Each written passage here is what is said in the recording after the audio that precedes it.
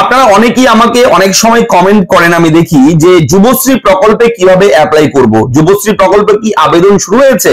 অর্থাৎ বেকার ভাতা যেটাকে আমরা বলে থাকি, এই বেকার ভাতায় আমরা কিভাবে অ্যাপ্লাই করব, কোন কোন ডকুমেন্ট লাগবে, কিভাবে ফর্ম ফিল আপ করবো এবং কোথা থেকে সেই অ্যাপ্লাইটা করতে হবে, কি রয়েছে নিয়ম, সমস্ত কিছু A to Z এই ভিডিওতে আপনার সঙ্গে আমি শেয়ার করতে চলেছি। যুবশ্রী প্রকল্প, বেকার ভাতা, যুব উৎসাহ ভাতা, যেটাই বলুন না কেন, বিষয় কিন্তু একটাই। প্রতি মাসে আপনার ব্যাংক অ্যাকাউন্টে এই ভাতায় যদি আপনি সিলেক্ট হয়ে যান, প্রতি মাসে আপনি আপনার ব্যাংক অ্যাকাউন্টে পাবেন 1500 টাকা করে, 1500 টাকা প্রতি মাসে আপনার ব্যাংকে ঢুকবে। এবং অবশ্যই এই টাকাটা দেবে পশ্চিমবঙ্গ রাজ্য সরকার। এবং এমপ্লয়মেন্ট ব্যাংকের পক্ষ থেকে কিন্তু এই আবেদনটা নেওয়া হচ্ছে, ফর্ম ফিল আপ শুরু হয়েছে। নতুন বছর 2025 সালে অ্যাপ্লাই কিন্তু শুরু হয়ে গেছে। আপনি এখন যে কোনো সময় কিন্তু এই প্রকল্পের জন্য অ্যাপ্লাই করতে পারবেন। এবং অ্যাপ্লাই করতে হলে আপনি যদি কোনো সরকারি চাকরি করেন তাহলে অ্যাপ্লাই করতে পারবেন না। যদি আপনি একদম সত্যিকারের বেকার একজন ছেলে অথবা মেয়ে হয়ে থাকেন, এখানে ছেলে মেয়ে উভয়ই আবেদন করতে পারবেন। অবশ্যই 100% আপনার বেকার থাকতে হবে, তবেই কিন্তু আপনি এই প্রকল্পের সুবিধা পেতে পারেন। পশ্চিমবঙ্গ রাজ্য সরকার কিন্তু বেকার ছেলে মেয়েদের 1500 টাকা করে দিচ্ছে প্রতি মাসে, এবং দীর্ঘ কয়েক বছর থেকে কিন্তু এটা চলছে। লক্ষ লক্ষ ছেলে মেয়ে কিন্তু টাকাও পাচ্ছে। হয়তো আপনারই আশেপাশে বন্ধু বান্ধব কেউ না কেউ টাকা পাচ্ছে, হয়তো আপনি পাচ্ছেন না, কিংবা আপনি হয়তো আবেদন করেননি, হয়তো শুনেছেন যে বেকার ভাতায় টাকা পাওয়া যায়। অবশ্যই এই ভিডিওটা না কেটে না টেনে দেখবেন, তাহলে বুঝতে পারবেন কিভাবে আবেদন করলে টাকাটা পাওয়া যাবে।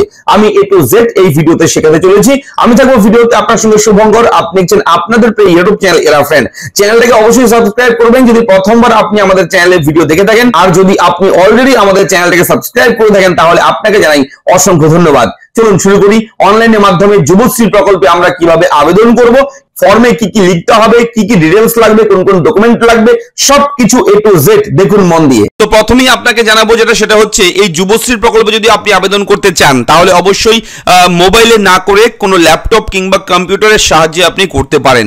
যদি মোবাইলে করতে চান, যদি হাতের কাছে প্রিন্টার থাকে তাহলে অবশ্যই করবেন, কোনো সমস্যা নেই। কেননা আপনার আবেদনের পরে অ্যাকনলেজমেন্ট স্লিপ, ফাইনাল লাস্টের যে পেজটা, সেটাকে কিন্তু আপনার প্রিন্ট আউট করতে হবে।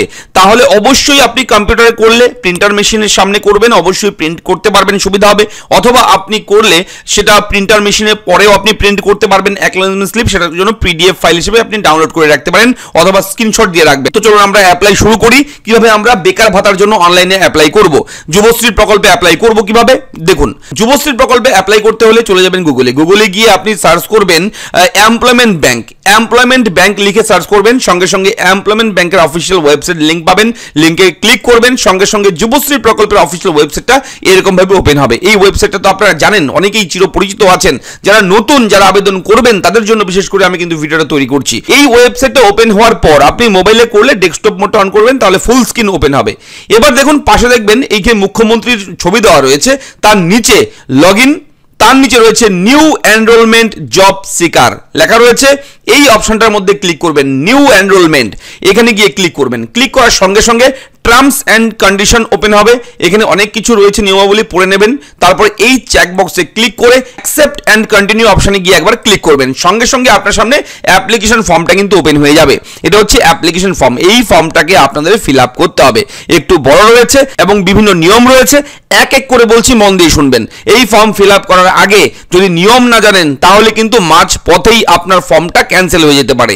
ঠিক আছে, দেখুন ফলোইং ডকুমেন্ট, কি কি ডকুমেন্ট লাগবে এবং ডকুমেন্টের সাইজ, যারা ডকুমেন্ট আপনার লিস্ট রয়েছে এখানে, এই ডকুমেন্টগুলো লাগবে এবং এই ডকুমেন্টগুলোর সাইজ 20 KB থেকে 100 KBর মধ্যে থাকতে হবে। ঠিক আছে, দেখুন প্রথমে নেম, ডেট অফ বার্থ, এর জন্য প্রমাণ হিসেবে মাধ্যমিকের অ্যাডমিট কার্ড, মাধ্যমিকের certificate, transfer certificate, of birth certificate, যে কোনো একটা ডকুমেন্ট দেবেন। ঠিক আছে, অর্থাৎ আপনার নাম, জন্মের তারিখ যে রয়েছে, ডেট অফ বার্থ, এর প্রমাণের জন্য আপনি মাধ্যমিকের অ্যাডমিট কার্ড দিতে পারেন। তারপর প্রুফ অফ রেসিডেন্ট, আপনি যে জায়গার স্থায়ী বাসিন্দা তার প্রমাণের জন্য আপনি রেশন কার্ড অথবা ভোটার কার্ড অথবা পাসপোর্ট অথবা আধার কার্ড, যে কোনো একটা ডকুমেন্ট রেডি রাখবেন। এবং কাস্ট সার্টিফিকেট আপনার যদি থাকে ST SC OBC তাহলে সেই কাস্ট সার্টিফিকেটটাও কিন্তু আপনি স্ক্যান করে নেবেন অবশ্যই, এবং এই সাইজ থাকতে হবে 20 থেকে 100 কেবির মধ্যে। ফিজিক্যালি হ্যান্ডিক্যাপ থাকলে PH সার্টিফিকেট লাগবে।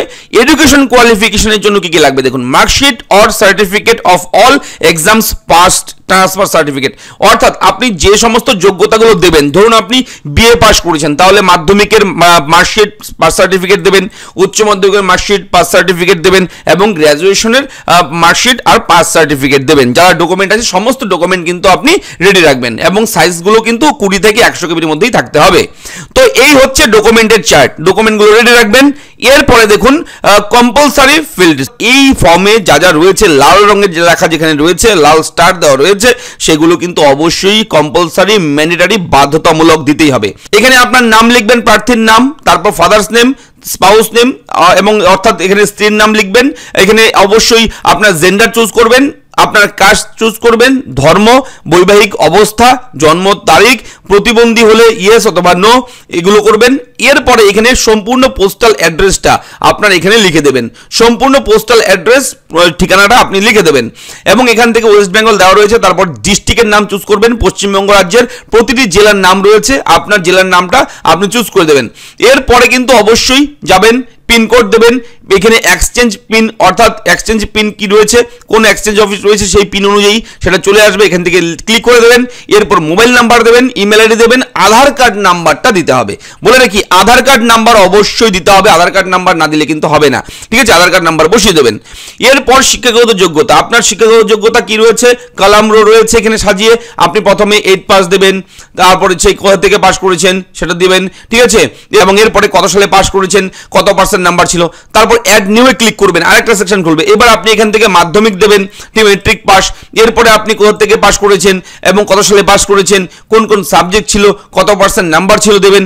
আবার চাইলে আরো একটা শিক্ষাগত যোগ্যতা অ্যাড নিউ ক্লিক করবেন, এবার আপনি বিএ পাস দেবেন, ঠিক আছে, এখানে গ্র্যাজুয়েশন দেবেন, যা যা রয়েছে সবকিছু পেয়ে যাবেন এখানে, বিএড ডিএড ডিপ্লোমা যা যা রয়েছে, উচ্চ মাধ্যমিক, ঠিক আছে, এখানে দেখুন 10+2 আর্টস উচ্চ মাধ্যমিক, এগুলো সব অ্যাড করে দিয়ে দেবেন। এখানে দিয়ে দেওয়ার পর ল্যাঙ্গুয়েজ, আপনি কোন কোন ভাষা পড়তে, লিখতে, বলতে এবং খুব ভালোভাবে বলতে পারেন সেই ভাষাগুলো চুজ করবেন। বিভিন্ন ভাষা রয়েছে, ধরুন আপনি ইংলিশ আপনি রিড পড়তে পারেন, লিখতে পারেন, স্পিক বলতে পারেন, ঠিক আছে, এবং যদি ভালোভাবে একদম ক্লিয়ারলি বলতে পারেন আপনি তাহলে এটা ক্লিক করুন, অথবা এটা না ক্লিক করলেও হবে। এরপরে আরেকটা ল্যাঙ্গুয়েজ চুজ করবেন, এখানে ক্লিক করবেন। এখান থেকে আপনি বেঙ্গলি, দেখুন বেঙ্গলি রয়েছে, বাংলা ভাষা রিড, রাইট, স্পিক, এরপরে কিন্তু অবশ্যই কিন্তু এই বক্সগুলো সবগুলো ভরে দেবেন।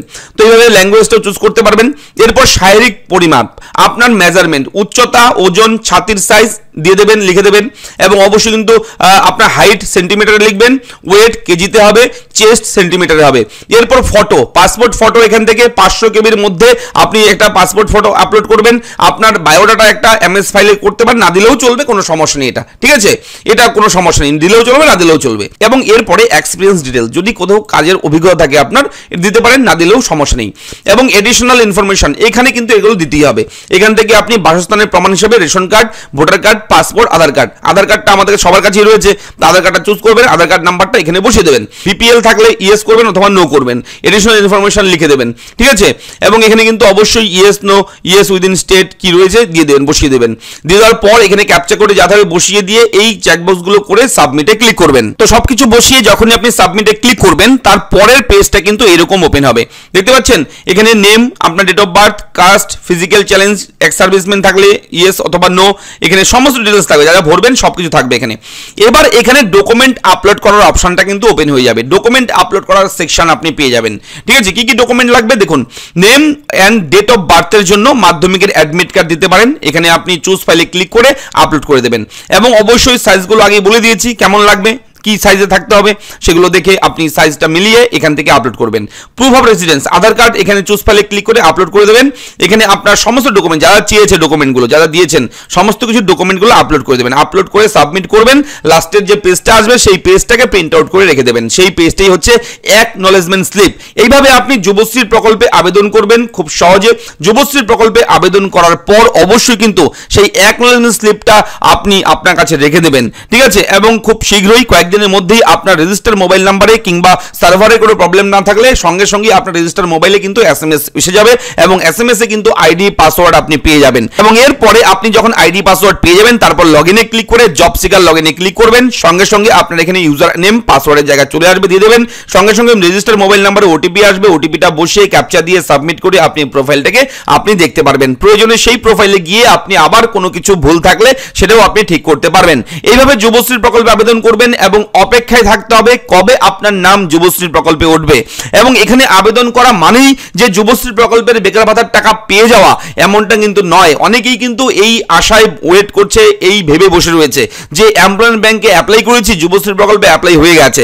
তো এটা না, এটা হচ্ছে এমপ্লয়মেন্ট ব্যাংকে আবেদন এবং এখানে আবেদন করলেই আপনার নামটা কিন্তু কিছুদিন পরে আপনার যুবশ্রী প্রকল্পে উঠে যাবে এবং তার জন্য ওয়েট করতে হবে। কারণ আপনি যদি আজকে আবেদন করেন তার আগে অনেক লক্ষ লক্ষ ছেলেমেয়েরা আবেদন করে ওয়েট করছে, তাদেরটাও আসবে প্যানেলে, নেক্সট প্যানেলে এবং তার পরবর্তী প্যানেলে আপনার নামটা উঠে যাবে। নিরাশ হবেন না, হতাশ হবেন না। অবশ্যই যুবশ্রী প্রকল্পে যদি আবেদন করার পর এখনো টাকা পেয়ে না থাকেন, আপনারা আগামীতে খুব শীঘ্রই নতুন তালিকা প্রকাশ করবে যুবশ্রী প্রকল্পের এমপ্লয়মেন্ট ব্যাংকের পক্ষ থেকে। সেই তালিকায় আপনার নাম থাকলে আপনি অ্যানেক্সার 1 অ্যানেক্সার 2 ফর্ম জমা করবেন, তাহলে টাকা ঢোকা কিন্তু শুরু হয়ে যাবে ব্যাংক অ্যাকাউন্টে। পরবর্তী স্টেপগুলো আমরা বলে দেবো এবং আপনি অবশ্যই আবেদনটা করে নেবেন যদি আবেদন করতে চান। এইভাবে আবেদন করবেন। কেমন লাগলো ভিডিওর আপডেট লিখে জানাবেন, চ্যানেলটাকে সাবস্ক্রাইব করবেন। কোথাও কোনো রকম ডাউট থাকলে কমেন্ট করে জানাবেন। দেখা হচ্ছে পরবর্তী ভিডিওতে, ভালো থাকবেন, ধন্যবাদ।